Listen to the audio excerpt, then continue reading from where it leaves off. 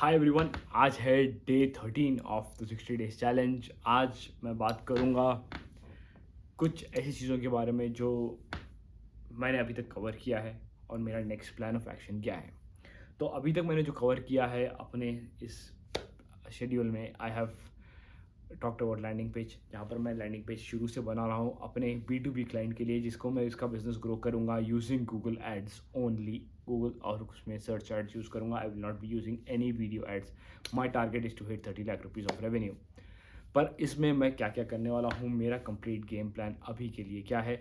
हाँ, ऑब्वियसली मैंने आज जो गेम प्लान बनाया है, हो सकता है कुछ दिन बाद ये गेम प्लान में चेंजेस आएंगे, because that is how the part of the game is. हो सकता है मैं एड्स रन करूँ, रिजल्ट्स नहीं आए, I will fix the headlines, fix the landing page and go ahead with that.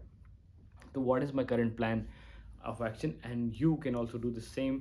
आप अगर एक B2B बिजनेस के लिए अपना कुछ स्ट्रक्चर रेडी कर रहे हो तो मैंने अभी एक लैंडिंग पेज बिल्ड किया है, जिसके अंदर मैं हाईलाइट कर रहा हूँ मेरा बिज़नेस कैसे यूनिक है कंपेयर टू द कॉम्पिटिटर्स।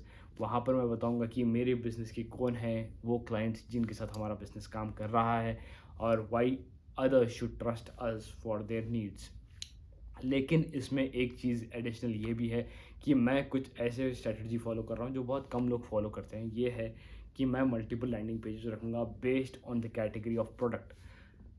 जैसे मैंने लास्ट एक वीडियो में एग्जांपल दिया था कि अगर मैं बैग बना रहा हूँ, मैं फैब्रिक प्रोवाइड कर रहा हूँ, बैग की बात नहीं की थी, फैब्रिक की प्रोवाइड कर रहा हूँ, मैं फैब्रिक प्रोवाइड कर रहा हूँ, let's say rexine, cotton, cotton का फैब्रिक दे रहा हूँ मैं, जूट नहीं दे रहा मैं। समझो, लेट्स से कि एग्जांपल मैं कॉटन फैब्रिक और डेनिम फैब्रिक प्रोवाइड कर रहा हूँ, मेरी मिल है, और अगर मुझे कोई भी लोग कॉटन का फैब्रिक से रिक्वायरमेंट करेंगे तो वो मेरे कॉटन लैंडिंग पेज पे आएंगे। जो डेनिम फैब्रिक का रिक्वायरमेंट करेंगे वो डेनिम वाले लैंडिंग पेज पे ही आएंगे।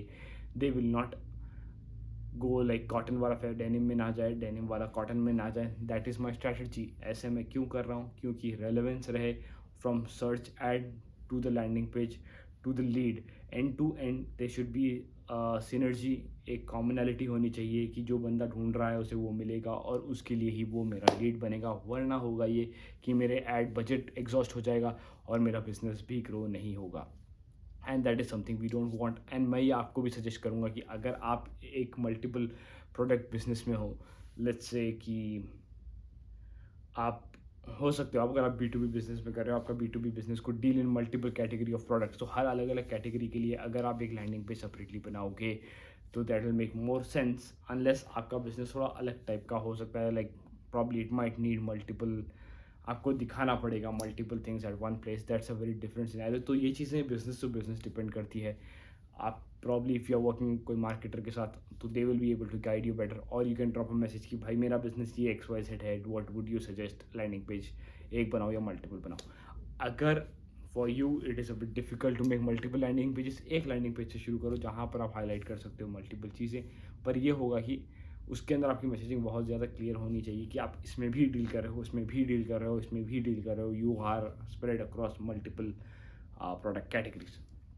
ये आपको इंश्योर करना है। तो मैं ये स्ट्रेटजी फॉलो कर रहा हूँ। कम लोग ये स्ट्रेटजी फॉलो करते हैं कि हर कैटेगरी के लिए एक लैंडिंग पेज रहेगा और उसके हिसाब से मैं अपने लैंडिंग पेज को अपडेट करूँगा। मैंने उसके बाद क्या किया है, मैंने किया है कि गूगल एड्स के लिए मैंने बैकग्राउंड सर्वे किया है कि क्या कीवर्ड्स मैं यूज़ करने वाला हूँ अपने गूगल एड्स के लिए। क्यों? क्योंकि कीवर्ड्स के बेसिस पे ही गूगल एड्स चलता है।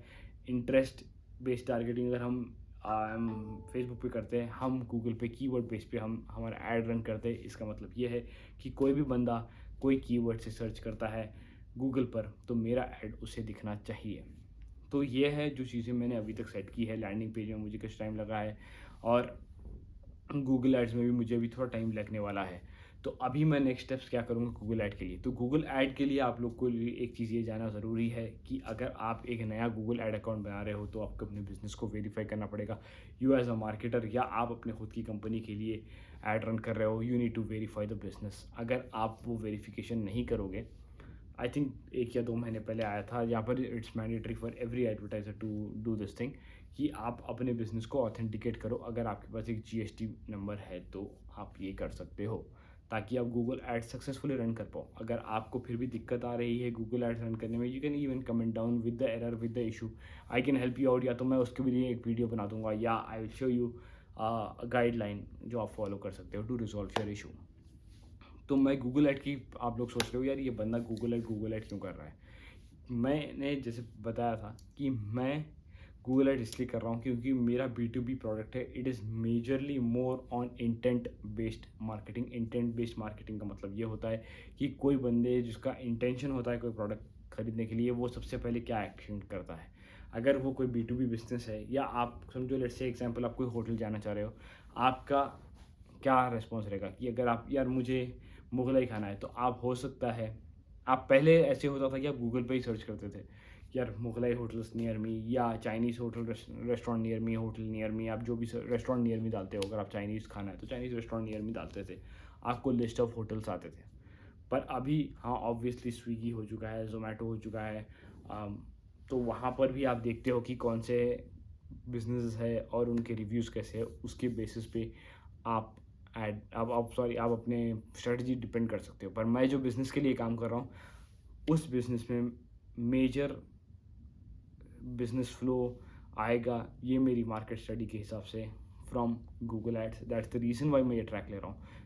Not every business will have the best results from Google ad. कुछ बिजनेसेस इंस्टाग्राम फेसबुक से बहुत अमेजिंग रिजल्ट्स आते हैं। हाँ, जो बिजनेसेस जो फेसबुक इंस्टाग्राम के थ्रू बहुत अच्छा रिजल्ट ला रहे हैं, वो गूगल में भी अपने विंग को एक्सपेंड कर सकते हो over due course of time. अगर आप एक मार्केटर हो, आप बिज़नेस को समझो और देखो कि किस टाइप का बिज़नेस है। अगर आज आप फेसबुक इंस्टाग्राम के थ्रू एक लेवल तक बिज़नेस को ला रहे हो, कल के दिन आप गूगल एड्स को भी इंटीग्रेट करोगे और उसे एक लेवल पे ला लोगे। That will be your strategy.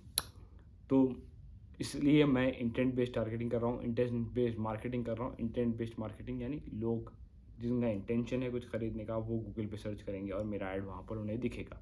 ये है मेरा होल इंटेंशन। अभी मेरा नेक्स्ट गेम प्लान और प्लान ऑफ एक्शन ये है कि लैंडिंग पेज को फिनिशिंग टचेस देने हैं, लैंडिंग पेज को टेस्ट करना है। इस टेस्टिंग के बारे में अलग से वीडियो बनाऊँगा, क्यों हमें टेस्टिंग ज़रूरी है। और उसके बाद मैं गूगल एड्स लाइव करूँगा। Google ads will be live from 16th और 17th, probably 17th of January, because बीच में कुछ हॉलीडेज़ है, जिस हॉलीडेज़ की वजह से I can definitely turn on the ads. पर हॉलीडेज़ के सीज़न में आपको ये जानना ज़रूरी है, that will definitely impact your business.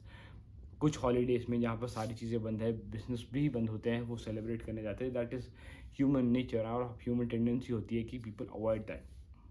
अगर मेरे ad campaigns already full fledge run होते रहते थे, तो I would have let them continue through this season.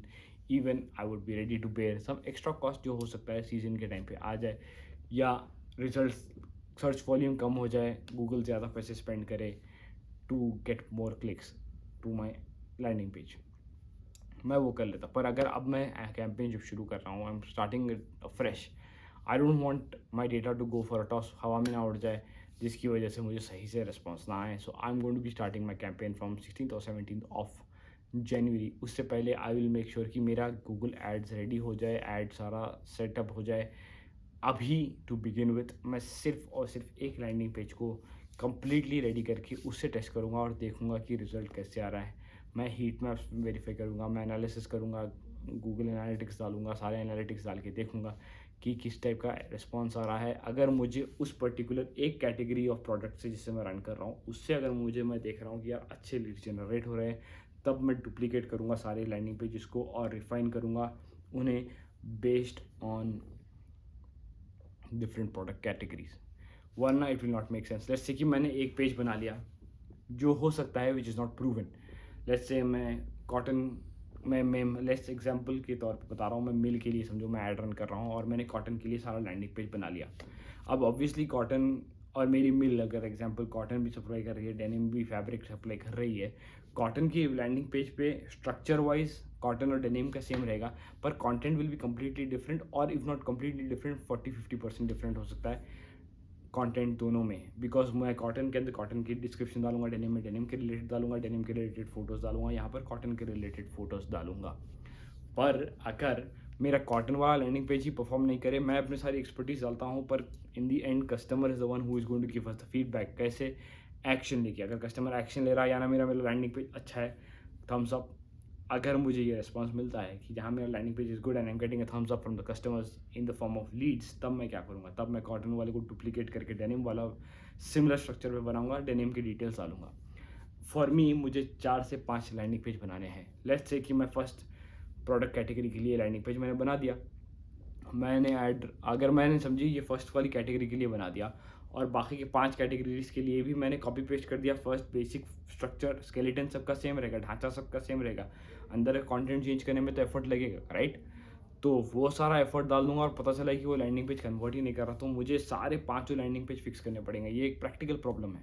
तो इसकी वजह से मैं सिर्फ एक लैंडिंग पेज लॉन्च करूँगा। उस पर अगर मुझे कुछ 2-3 दिन 4 दिन देखूंगा रिस्पॉन्स सही आ रहा है, डुप्लीकेट करूँगा सारों के लिए, कंटेंट चेंज कर दूंगा। ये डुप्लीकेशन और सारी चीज़ें आसान मेरे लिए इसलिए हो रही है क्योंकि मैं फ्लेक्सी फनल यूज़ कर रहा हूँ। ऑब्वियसली अगर आप यूज़ नहीं कर रहे हो वर्डप्रेस के थ्रू भी आप ये काम कर सकते हो। फ्लेक्सी फनल अभी मैं ट्रायल फेज़ में है, सही चल रहा है। अभी कुछ चीज़ें हैं मुझे जो अभी भी समझनी बाकी है। Let's see how it goes.